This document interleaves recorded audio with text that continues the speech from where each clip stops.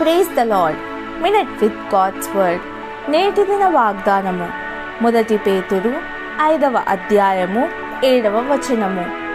ఆయన మిమ్మును గూర్చి చింతించుచున్నాడు గనుక మీ చింత యావత్తు ఆయన మీద వేయుడి.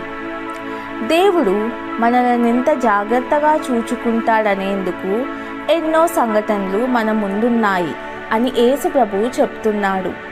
ఆకాశ పక్షులను చూడుడి, వాటికంటే మీరు బహుశ్రేష్ఠులు కారా? అడవి పువ్వులు ఎలాగూ ఎదుగుచున్నావో ఆలోచించుడి.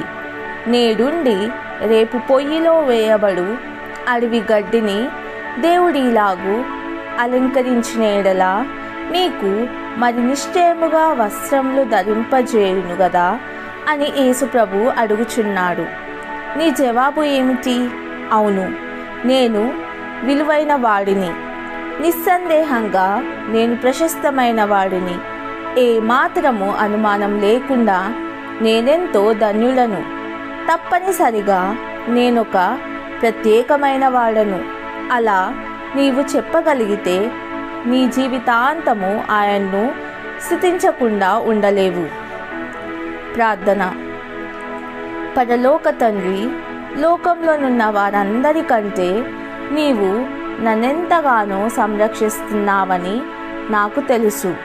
నేను నిన్ను సంపూర్ణంగా విశ్వసించుటకు నాకు సహాయం చేయుము. నా చింత యావత్తు నీపై వేయుటకు నాకు నేర్పించు. యేసుక్రీస్తుని ద్వారా నీవే నా ప్రభుడవు, యజమానివి, తండ్రివి, పోషకుడవు. యేసు ప్రభుని నామంలో ప్రార్థిస్తున్నాను తండ్రి. ఆమెన్.